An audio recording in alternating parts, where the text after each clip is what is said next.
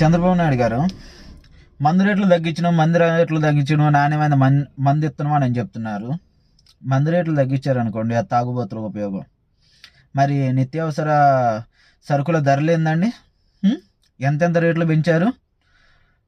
జగన్ అధికారంలో ఉన్నప్పుడు నేను మాట్లాడితే నా కొడుకులు ఎవడైనా సరే జగన్ పార్టీ పేటీఎం బ్యాచ్ అని అనుకుంటున్నారు, కానీ నిజంగా న్యూట్రల్గా మాట్లాడుతున్నా. నేను సిబిఎన్ గారు అని ఆయన గౌరవించి ఎందుకు మాట్లాడుతున్నా, పెద్ద ఆయన కాబట్టి.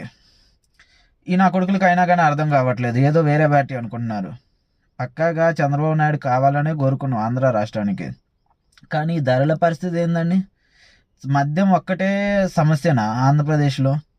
సరుకులు, నిత్యావసర సరుకులు ఆ ముంతన పెరిగిపోతుంటే ఎవడైనా కానీ వాడికి నచ్చిన తిండి తినగలుగుతుండా? పని ఉంటుందా? ఏదో రాష్ట్రానికి, ఏదో రాజధానికి ఇది చేస్తున్నా అది చేస్తున్నా అని అంటున్నారు. రాజధానిలో ఉన్న వాళ్ళకి పనులు ఉంటున్నాయా?